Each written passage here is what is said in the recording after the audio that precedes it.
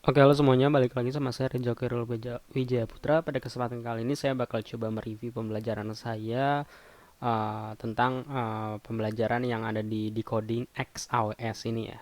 Oke, jadi di sini saya belajar tentang database dan penyimpanan ya, sorry, penyimpanan dan database gitu ya.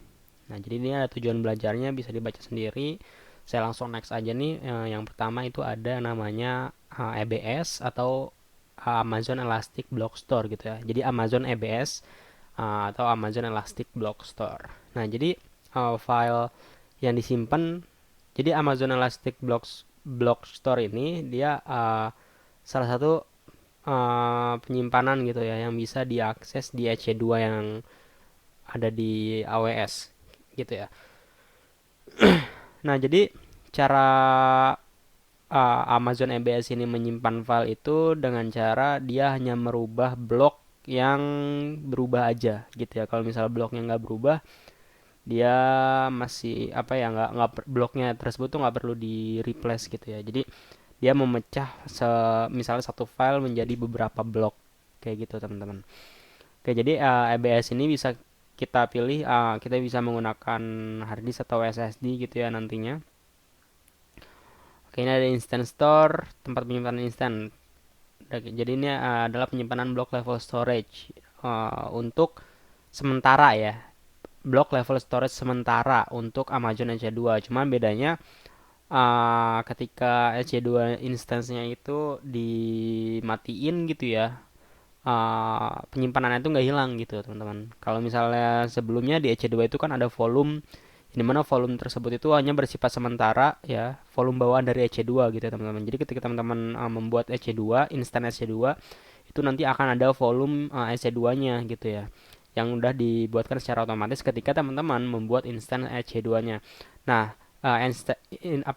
volume yang ada di dalam instan EC2 itu nantinya akan hilang ketika EC2-nya itu dimatiin atau di rebooting gitu ya. Oke, ini tentang EBS, Amazon Elastic Block Store. Dia bisa disimpan di ini ya, di EC2. Nah, jadi seperti ini misalnya ada uh, untuk backup data gitu ya menggunakan EBS. Misalnya di hari pertama datanya kayak gini. Kemudian di hari kedua dia nggak akan nge-replace data yang sebelumnya nggak keubah gitu. Jadi dia hanya menambahkan data yang memang sekiranya berubah aja. Kemudian di hari ketiga pun sama, dia hanya merubah ini aja ya. Jadi seperti itu untuk konsep block store-nya. Itu Amazon EBS. Kemudian selanjutnya ada Amazon S3, Simple Storage Service. Sesuai dengan namanya, dia adalah layanan penyimpanan yang sederhana yang ada di Amazon AWS ini. Oke, jadi merupakan object level storage gitu ya. Jadi S3 ini adalah object level storage. Jadi setiap objek itu terdiri dari data, metadata, dan key atau kunci. Oke, jadi setiap file itu bisa di encryption ketika di ini ya, di menggunakan Amazon S3. Jadi file itu bisa di encryption dan permissionnya itu bisa diatur nanti ya menggunakan S3 itu sendiri. Nah, S3 ini ada beberapa pilihannya gitu teman-teman untuk memilih sesuai dengan kebutuhannya. Yang pertama itu ada S3 standar. Nah, S3 standar ini biasanya digunakan ketika file tersebut itu sering diakses. Nah, jadi for your information aja bahwa S3 ini itu bisa digunakan untuk menghosting sebuah website statis juga teman-teman. Jadi ketika misalnya teman-teman mau menghosting website statis, teman-teman gunakan ini S3 standar gitu ya, karena ya website statis itu dia harus selalu bisa diakses misalnya oleh banyak orang gitu ya. Misalnya untuk membuat landing page, landing page itu adalah uh, halaman statis gitu ya. Kita gunakan S3 standar. Jadi intinya S3 standar itu dia adalah uh, salah satu pilihan dari AWS S3 gitu ya. Yang dimana S3 standar ini adalah ketika filenya itu nanti sering diakses kayak gitu teman-teman. Kemudian selanjutnya ada S3 standard infrequent access gitu ya, atau standar IA gitu ya. Nah, jadi ini digunakan yang memang jarang diakses tapi butuh proses yang cepat gitu ya ketika dibutuhkan. Nah, artinya ini pilihan yang tepat atau ideal untuk menyimpan backup atau cadangan misalnya, atau disaster recovery, jadi file pemulihan bencana gitu ya, atau objek apapun yang memerlukan penyimpanan jangka panjang. Kemudian yang ini one zone EI gitu ya. Nah, berbeda dengan S3 standar dan S3 IA. Standar IA yang menyimpan data minimal di 3 AZ atau available zone. Kalau misalnya yang one zone infrequent ini dia menyimpan di 1 AZ aja. Kayak gitu, teman-teman. Kemudian ada intelligent sharing gitu ya. Jadi S3 ini bisa atau ideal digunakan untuk memantau pola akses objek. Nah, misalnya kalau objek tersebut itu nggak pernah diakses selama 30 hari berturut-turut, maka Amazon S3 ini akan secara otomatis memindahkan ke S3 standar ya. Nah, kemudian uh, dari S3 standar ke S3 standar IA. Oh, sorry. Jadi ketika objek ini jadi secara default ketika nge-upload itu akan disimpan di S3 standar. Dan ketika secara 30 hari berturut-turut itu nggak pernah dibuka filenya atau objeknya gitu ya. Nah, Amazon S3 ini akan memindahkannya itu secara otomatis ya, dari S3 standar ke S3 standar IA gitu teman-teman. Nah, S3 standar IA kita tadi udah tahu bahwa ini cocok untuk file yang jarang diakses, tapi dia apa um, membaca file dengan sangat cepat gitu.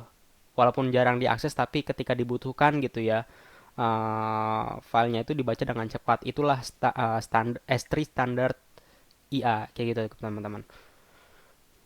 Kemudian ada Glacier gitu ya. Nah, ini ideal untuk data audit. Katakanlah misalnya kita perlu menyimpan data selama beberapa tahun untuk tujuan audit. Nah, sehingga nggak perlu memerlukan proses akses langsung pada saat itu juga. Maka dari itu kita bisa menggunakan Amazon S3 Glacier untuk mengarsip data tersebut. Nah, perlu diingat bahwa untuk mengakses objek yang disimpan S3 Glacier ini memerlukan waktu beberapa menit hingga beberapa jam. Kayak gitu teman-teman. Jadi ini S3 Glacier ini lebih murah daripada yang di atas itu ya, karena ya secara uh, proses menyimpan data itu akan memakan waktu yang cukup lumayan lama. Di sini juga tadi uh, sorry, untuk mengakses objek memerlukan waktu beberapa menit hingga beberapa jam kayak gitu. Kemudian yang Deep Archive, nah ini lebih murah dari yang sebelum-sebelumnya gitu. Ini yang paling murah ya, Glacier Up Deep Archive ini.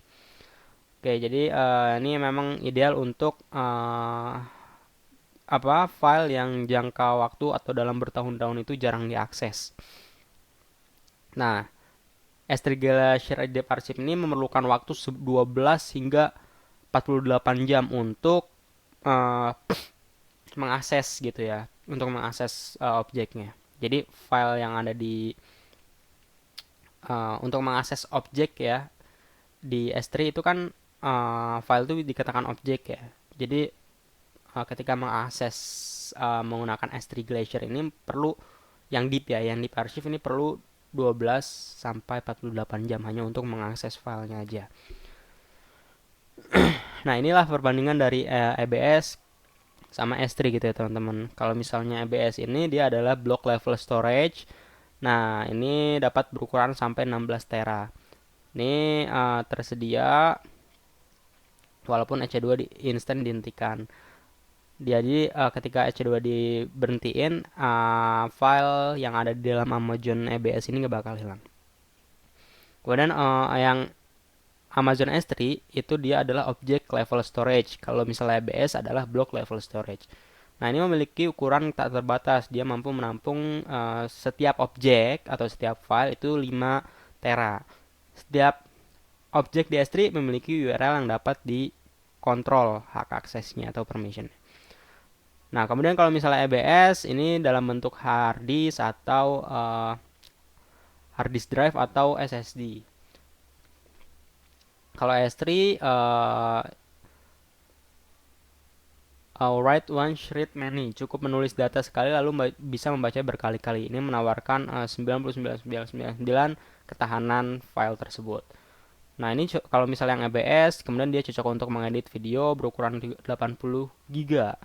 Nah, kalau yang S3 dia ideal untuk website atau analisis foto gitu ya. Nah, ini kalau misalnya yang EBS dia memecah file menjadi bagian atau blok komponen kecil. Nah, tadi saya udah singgung juga. Jadi sehingga saat kita melakukan perubahan dan penyimpanan, sistem hanya memperbarui blok tempat bit tersebut berada. Jadi bisa mendeteksi nih ketika file tersebut itu berubahnya di mana aja, ya berarti dia hanya merubah blok yang sekiranya berubah aja. Kalau blok yang nggak berubah ya berarti nggak perlu diubah bloknya. Jadi ini uh, ngaruh juga ya, algoritma itu ngaruh untuk performa web, performa write write-nya gitu ya, atau update-nya gitu ya, update filenya. Kalau yang S3 dia memperlakukan file apapun sebagai objek ya. Jadi file itu sebagai objek yang lengkap dan terpisah sehingga ia cocok digunakan sebagai dokumen gitu ya. Jadi kalau di S3 juga itu ada yang namanya object versioning gitu ya. Ketika misalnya ada sebuah file dengan nama yang sama atau objek dengan nama yang sama gitu ya. Ketika um, diupload yang kedua kalinya ya, file yang sebelumnya itu akan menjadi versi 1 misalnya, dan yang diupload yang paling terbaru itu akan menjadi versi 2. Itu ketika kasusnya ada nama file yang sama gitu ya. Itu kita bisa ngaktifin object versioning juga. Nah, kalau S3 ini dia layanannya serverless, jadi kita nggak perlu lagi mikirin konfigurasi strategi misal kayak backup dan lain-lainnya gitu ya. Penghematan biaya yang substansial melebihi EBS walaupun dengan beban penyimpanan yang sama. Jadi itu ya perbandingan EBS dan S3. Oke, kemudian selanjutnya ada Amazon Elastic File System. Amazon FVS gitu ya, teman-teman. Nah, Amazon Elastic File System ini itu pendekatan ini dia menggunakan block storage juga, sama penyimpanan blok sama seperti EBS ya, dengan local file system untuk mengatur file. Nah, bedanya kalau misalnya EBS itu dia uh, di dalam EC2 gitu ya, teman-teman. Oke, kita lihat ya tadi yang EBS. Nah, dia di EC2 ya. Nah, kalau yang FVS ini uh, ini bisa dikelola dan diskalakan oleh AWS Cloud itu secara otomatis kayak gitu, teman-teman. Oke, jadi ini untuk FVS ya. Nah, Amazon EBS juga kan menyimpan file dan dapat diakses dari EC2 instance. Jadi apa perbedaannya sebenarnya? Nah, jawabannya sangat sederhana. Amazon EBS volume dilampirkan ke EC2 instance yang merupakan availability zone level resource atau sumber daya tingkat availability zone atau AZ. Itu artinya EBS ini akan menyimpan data hanya di satu AZ aja gitu. Terlebih jika Anda ingin memasang misalnya C2 ke EBS, itu cuman ya berarti kalau EBS itu cuma di satu AZ aja. Nah, kalau misalnya EC2 misalnya di AZA dan EBS-nya di AZA, nah itu bisa EBS-nya disimpan ke EC2 gitu. Dengan Amazon EBS, kita juga bisa menyimpan file, menjalankan database atau menyimpan aplikasi di dalamnya gitu ya. Nah, namun jika membuat EBS volume sebesar 2 tera misalnya lalu ngisinya sampai penuh, ya nggak akan serta-merta melakukan proses scaling gitu ya. Jadi EBS ini nggak auto scale gitu ya, teman-teman. Kalau misalnya FVS ini udah auto scale kayak gitu, teman-teman. Kemudian selanjutnya ada relational database Amazon RDS. Nah, ini contoh harusnya kalau orang teknis, orang back end itu udah paham ya untuk RDS itu apa. Oke, di sini ini ya ada beberapa keunggulan dari Amazon RDS ini gitu ya teman-teman. Yang pertama itu ada automated patching, jadi memperbaiki masalah dengan memperbarui program. Jadi dia udah automated patching, jadi ada beberapa program database-nya atau source code database-nya itu diubah sama AWS gitu ya, jadi lebih sempurna lagi gitu ya. Kemudian backup, kemudian redundansi, jadi memiliki lebih dari satu instance untuk berjaga-jaga misalnya di instance utama itu gagal beroperasi. Terus kemudian failover, instance lain ini akan mengambil alih saat instance utama mengalami kegagalan. Jadi kita nggak perlu lagi misalnya um, di instance yang pertama yang utama itu gagal gitu ya, dia akan diambil alih sama instance lain. Nah, kemudian disaster recovery dia memulihkan pasca bencana gitu ya. Jadi dia akan memulihkan pasca bencana. Kemudian encryption at rest, enkripsi saat data disimpan dan enkripsi saat data dikirim dan diterima. Jadi dia menggunakan TLS gitu ya teman-teman. Untuk encryption ketika proses data dikirim kayak gitu. Nah, ini untuk Amazon Aurora, ini adalah pilihan untuk database enterprise yang dikelola oleh AWS. Dan ini adalah keunggulannya. Oke, itu untuk RDS. Kemudian ini ada Amazon DynamoDB. Nah, kalau RDS itu dia bisa menggunakan MySQL, PostgreSQL, ya ini ya, Amazon Aurora, PostgreSQL, MySQL, MariaDB, dan lain-lain. Jadi ini ada 6 ya, 6 engine database yang bisa digunakan di Amazon RDS tadi. Nah, oke, selanjutnya kemudian ada Amazon DynamoDB. Nah, Amazon DynamoDB inilah yang menjadi performance paling tinggi gitu ya di service AWS ini. Ini salah satunya udah dibahas juga sama programmer zaman now atau sama Pak Eko ya, gimana cara Grab ini memproses jutaan order per harinya. Nah, di sini dibahas dia menggunakan DynamoDB dari AWS, teman-teman. Oke, di sini Pak Eko itu ngebahas di artikel ya. Oke, sorry.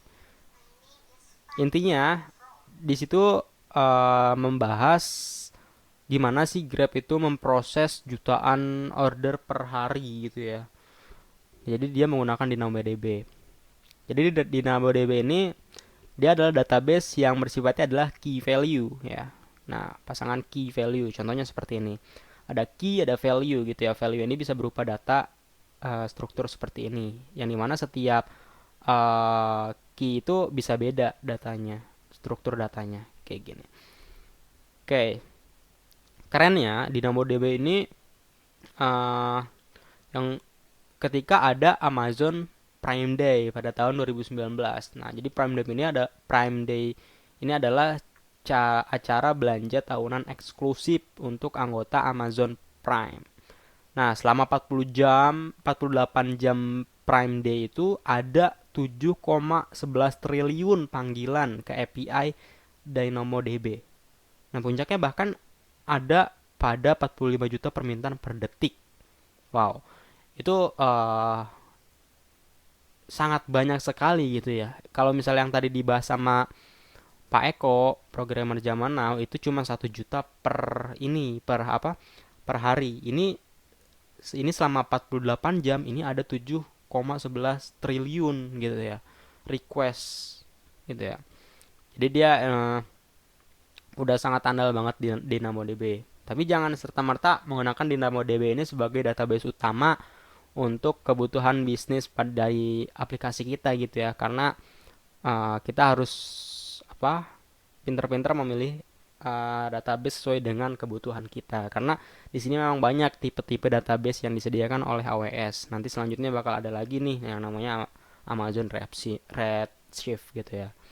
Nah, ini ada comparingnya antara RDS dengan DynamoDB. Nah, bisa dibaca juga ya. Nah, ini kemudian selanjutnya ada Amazon Redshift. Nah, Amazon Redshift ini cocok nih untuk big data gitu ya. Jadi untuk data warehouse gitu ya. Jadi Redshift ini digunakan untuk menyimpan big data kayak gitu teman-teman. Nah, kemudian ada misalnya kalau udah terlanjur nih saya memiliki database di server yang on-premise gitu ya, atau di VPS saya udah mau terlanjur punya database yang datanya itu lumayan banyak. Nah, saya mau migrasi nih dari yang server on-premise, dari database di server on-premise itu ke AWS. Saya mau migrasi. Gimana caranya? Itu ada menggunakan database migration service dari AWS gitu. Jadi namanya AWS Database Migration Service kayak gitu, teman-teman. Nah, kalau yang memindahkan dengan struktur yang sama gitu ya, dengan tipe yang sama, itu mudah banget gitu ya. Kita bisa gunakan Amazon AWS Database Migration Service. Oke. Nah, kalau misalnya uh, oke, sekarang mari kita lihat beralih ke jenis kedua. Nah, ini kan yang misalnya yang tipenya sama gitu ya. Jadi gampang lah, langsung dimigrasi aja. Nah, ini migrasi database heterogen alias inilah ya. Bisa dibaca sendiri teman-teman. Kemudian berbeda dengan jenis yang pertama, migrasi heterogen ini terjadi database saat database sumber dan target ini memiliki tipe yang berbeda. Nah, ini uh, kalau misalnya memiliki tipe yang berbeda, itu bisa menggunakan yang namanya AWS Schema Conversion Tool ya. Jadi bisa menggunakan ini AWS Schema Conversion Tool kayak gitu. Nah, kemudian ini ada beberapa layanan database tambahan. Misalnya ini ada dokumen Amazon Dokumen DB, ini kompatibel dengan MongoDB gitu ya. Kemudian ada Amazon Neptune gitu ya. Ini digunakan untuk melacak ini ya. Jadi dia uh, database grab gitu ya. Di sini kalau nggak salah tuh ada ya. Oke, jadi dia digunakan untuk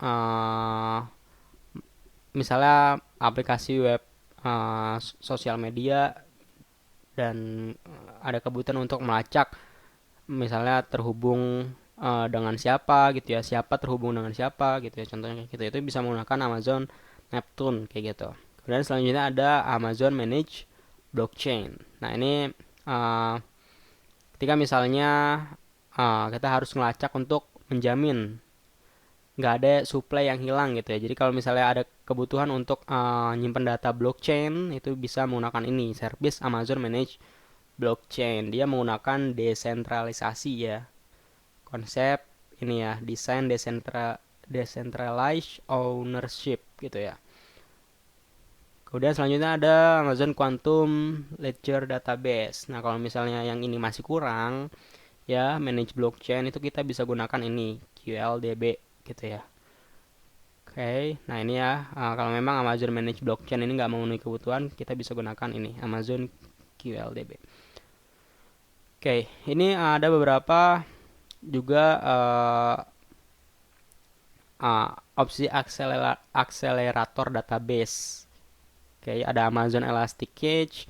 Dia digunakan untuk caching database. Ini kompatibel dengan Redis dan Memcache gitu ya. Kemudian ada Amazon DynamoDB Accelerator. Nah, ini jika Anda menggunakan Amazon DynamoDB, maka Anda harus mencoba layanan Amazon DynamoDB Accelerator, yaitu native caching layer gitu ya, yang dirancang untuk meningkatkan waktu read gitu ya. Jadi nge-cache data yang ada di DynamoDB. Kalau yang ini bisa nge-cache data apa aja gitu ya. Dia kompatibel dengan Redis dan Memcache. Nah, misalnya kalau Elasticsearch mau nge-cache data dari MySQL, PostgreSQL, itu bisa menggunakan Redis dan Memcache. Nah, servisnya atau layanan yang menggunakan Amazon Elasticsearch.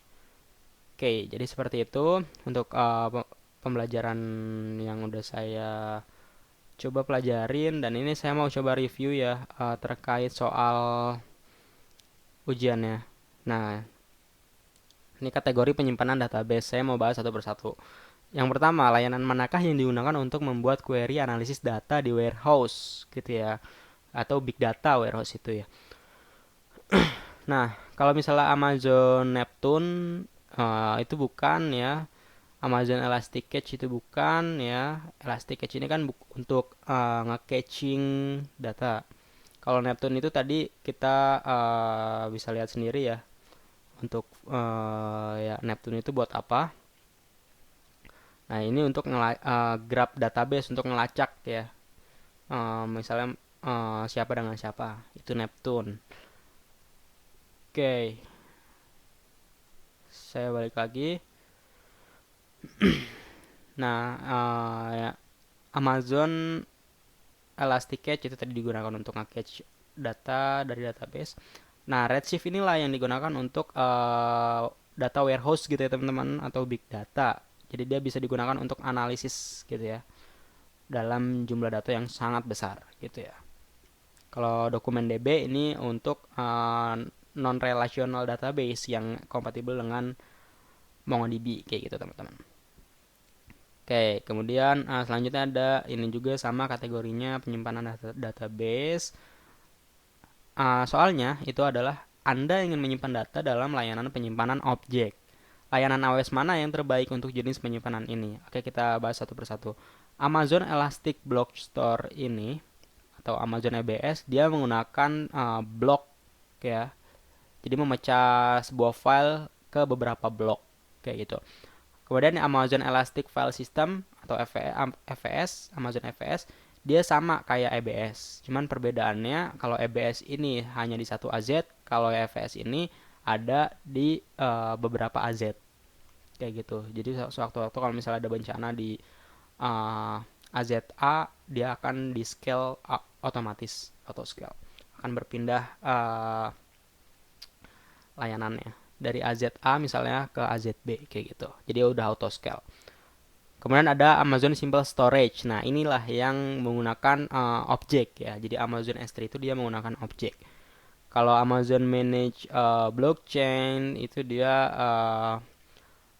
termasuk ke database ya. Ini teman-teman. Ini database untuk blockchain. Jadi dia menggunakan tadi ya desentralisasi, desain desentralisasi ownership. Inilah Amazon Manage Blockchain. Dan selanjutnya, manakah layanan yang menyediakan block level storage yang Anda dapat gunakan bersama dengan Amazon EC2 Instance? Nah, itu bisa Amazon EBS ya teman-teman, karena Amazon EBS lah yang memang bisa digunakan di EC2 Instance gitu ya. Digunakan bersama ya dengan EC2 Instance gitu ya. Oke. Kalau DynamoDB itu untuk database key value, Amazon S3 ini adalah file object gitu ya. Amazon RDS dia adalah Amazon Relational Database. Jadi jelas dia adalah jawabannya Amazon EBS. Jadi itu ya teman-teman untuk review pembelajaran kali ini.